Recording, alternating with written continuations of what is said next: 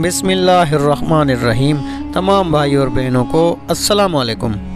ناظرین گرامی، حضرت عمر رضی اللہ تعالیٰ عنہ کے غلام اسلم رحمۃ اللہ علیہ فرماتے ہیں، میں ایک رات امیر المومنین حضرت عمر فاروق رضی اللہ تعالیٰ عنہ کے ساتھ تھا۔ آبادی سے باہر آگ کی روشنی نظر آئی۔ آپ رضی اللہ تعالیٰ عنہ نے فرمایا، اے اسلم، شاید وہاں کوئی قافلہ ٹھہرا ہوا ہے، آؤ وہاں چلتے ہیں، شاید کسی کو کوئی حاجت ہو۔ وہاں پہنچے تو دیکھا کہ ایک عورت نے آگ روشن کر کے دیگچی چولہے پر رکھی ہوئی ہے اور اس کے قریب ہی چھوٹے چھوٹے بچے بلند آواز سے رو رہے ہیں۔ آپ رضی اللہ تعالیٰ عنہ نے کہا، اے روشنی والو، السلام علیکم۔ عورت نے کہا، خیر و سلامتی کے ساتھ آ جاؤ۔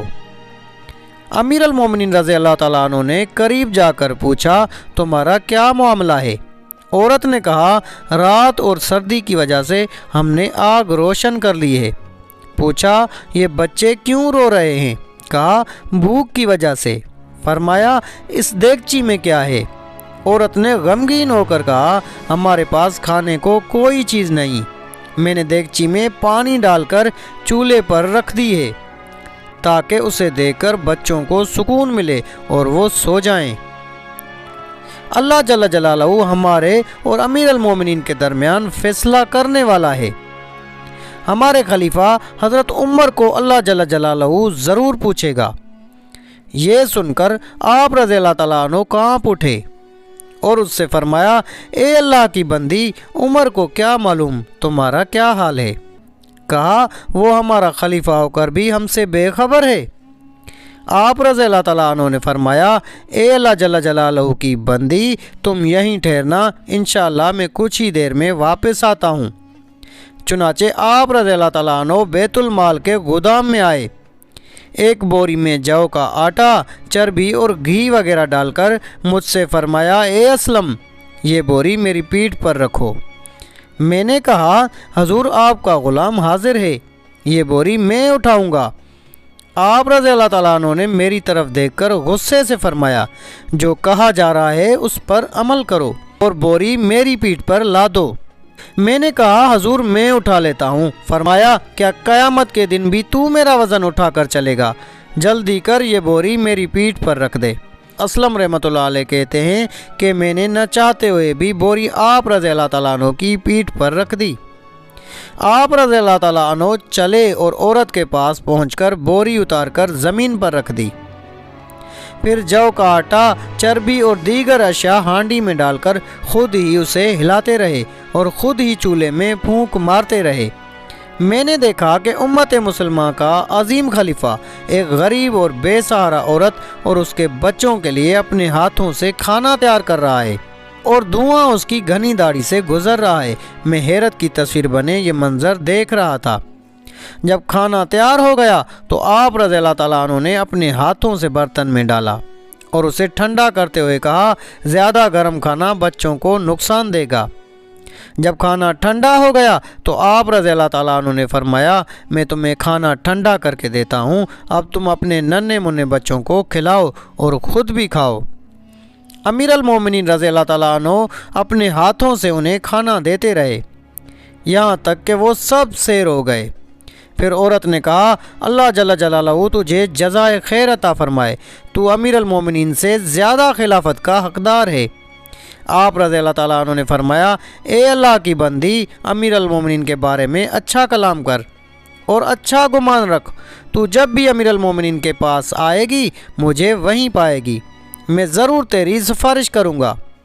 عورت کو معلوم نہ تھا کہ امیر المومنین اس کے سامنے موجود ہے۔ اس نے پوچھا، اے نیک دل انسان، اللہ تعالیٰ تجھ پر رحم فرمائے، تو کون ہے؟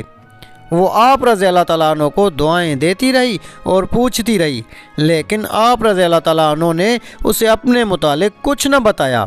پھر کچھ دور جا کر چوپایوں کی طرح چار زانوں بیٹھ گئے اور ایسی آوازیں نکالنے لگے کہ بچے آپ رضی اللہ تعالیٰ عنہ کو دیکھ کر خوش ہو گئے۔ حضرت سیدنا اسلم رحمۃ اللہ علیہ فرماتے ہیں کہ میں نے امیر المومنین کی یہ حالت دیکھی تو متعجب ہو کر کہا، اے مسلمانوں کے عظیم خلیفہ، آپ کی شان اس سے بہت زیادہ بلند ہے، یہ آپ رضی اللہ تعالیٰ عنہ نے کیسی حالت بنا لی ہے؟ فرمایا خاموش ہو جاؤ، میں نے ننھے منھے بچوں کو بھوک سے روتا دیکھا تھا، اب مجھے اس وقت تک سکون نہیں ملے گا جب تک انہیں ہنستا نہ دیکھ لوں۔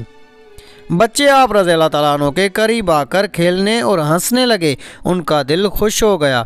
پھر جب وہ سو گئے تو آپ رضی اللہ تعالیٰ عنہ نے اللہ جل جلالہ کا شکر ادا کیا۔ پھر فرمایا اے اسلم، بھوک نے ان بچوں کو رلا دیا تھا، ان کو روتا دیکھ کر میں نے تہیہ کر لیا تھا کہ میں اس وقت تک نہ جاؤں گا جب تک انہیں ہنستا نہ دیکھ لوں۔ اب میرے دل کو سکون مل گیا، آؤ واپس چلیں۔ روئے زمین پر خیر خواہی کی ایسی عظیم مثال اسلام کے علاوہ اور کسی مذہب میں ہرگز نہ ملے گی۔ مسلمانوں کے علاوہ کائنات میں ایسا تاریخی واقعہ کہیں نہ ملے گا کہ بادشاہ ہو کر خود ہی اپنی کمر پر بوری لا دی اور پھر ایک غریب عورت اور اس کے بچوں کی دل جوئی کے لیے اپنے آپ کو ان کے لیے سواری بنائی۔ یہ سب خوبیاں صرف اور صرف مسلمانوں کو حاصل ہیں۔ دین اسلام ہی ایسی عاجزی اور تواضع اور عدل و انصاف کا حکم دیتا ہے۔ یہ سب ہمارے پیارے نبی اکرم صلی اللہ علیہ وسلم کی تعلیم اور تربیت کا نتیجہ ہے کہ گلشن اسلام میں خلفائے راشدین جیسے گل بے مثال کھلے، جنہوں نے اپنی خوشبو سے سارے عالم کو مہکا دیا۔ اللہ جل جلالہ کی ان پر کروڑا کروڑ رحمت ہو اور ان کے صدقے ہماری مغفرت ہو، آمین یا رب العالمین۔ تو ناظرین گرامی، یہ تھی ہماری آج کی ویڈیو۔ اگر آپ کو ویڈیو اچھی لگی تو ویڈیو کو لائک کر کے اپنے دوست و احباب سے بھی زیادہ سے زیادہ شیئر کریں۔ جزاک اللہ۔